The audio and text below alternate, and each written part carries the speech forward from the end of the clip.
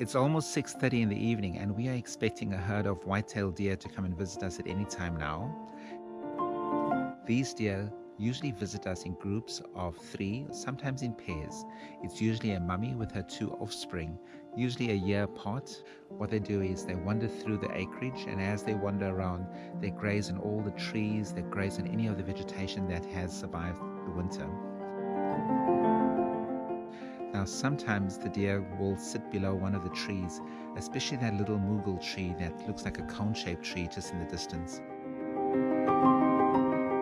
The ones that sit under the trees, we suspect are pregnant, and we suspect that they're probably going to give birth in the next 2 or 3 weeks' time. Now, you may wonder, why am I wearing a bright red jacket when I'm trying to get photographs of the deer? The deer are orange and red colorblind. They actually can't see these colors. Now, this makes it quite useful for hunters who actually use bright red or bright orange colors to protect themselves from being shot by their fellow hunters, but at the same time, it's actually impossible for the deer to see them, so they camouflage from the deer, and it makes it quite useful for the hunters. Now, the white-tailed deer get their name from their white tails, which they flash when they're startled or feel threatened.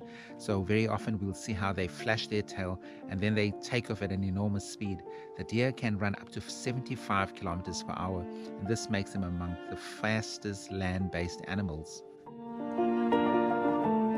Now, the deer tend to lose their antlers in about late November and only regrow them in March. So for most of the winter, it's hard to know who's male and who's female because none of them have any antlers. Now, the males are slightly larger than the females. They're about 75 kilograms compared to the females 45 kilograms. So looking at the difference in weight might help to distinguish between males and females. There are also very few natural predators in this area of the city. There are a few coyotes, but the coyotes don't go for the adult deer. They may go for the little baby deer once they are born in the spring. So in a few weeks' time, we suspect that the coyotes are going to be a lot more active in this area. We absolutely love watching the deer as they come to visit our little acreage, even though they can be quite destructive. We know one thing for sure is that the deer are going to be here long after we leave this earth. This is their natural habitat, and this is where they belong. If you've enjoyed this video, please press the like button. If you'd like to see similar content in future, please press the subscribe button.